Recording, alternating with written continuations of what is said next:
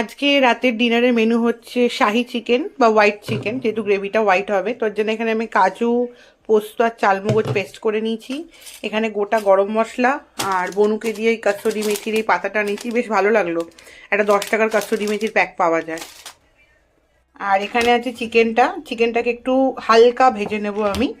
চিকেনটাকে একটু ম্যারিনেট করে নিই, জাস্ট নুন দিয়ে একটু ভেজে নেব। মাংসটা ভাজার জন্য আমি তেল দিয়েছি আর তার সাথে একটু মাখন। তো দুটো মেল্ট হয়ে গেলে মাংসটা ভেজে তুলে নেব। সোনাদি, তোর মাংস ভাজা হয়ে গেছে?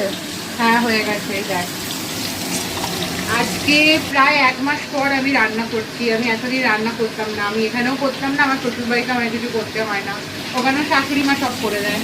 তো ভাবলাম একটু করি, তাহলে খুব অসুবিধা হবে। তাহলে অনেকদিন পরে একটু চিকেনও খাবো। পেঁয়াজ আর মাংসটাকে জাস্ট একটু ভাজা ভাজা করে নিচ্ছি। এরপরে এর ভেতরে আমি ওই যে কাজু বাদাম পোস্তর যে পেস্টটা করে রেখেছি সেটা দিয়ে দেবো। সব পেস্ট আমি দিয়ে দিয়েছি। এবার জাস্ট এটাকে একটু কষাবো। কষানোর পর তেল ছাড়বে, তারপর একটু সামান্য একটু জল দিয়ে এটাকে ফুটতে দিয়ে দেবো। আমি সামান্য একটু জল দিয়ে মাংসটাকে এবার ফুটতে দেবো। This is my final output, shahi chicken. আর তার সাথে বনু বানিয়েছিল হোম মেড তন্দুরি রুটি।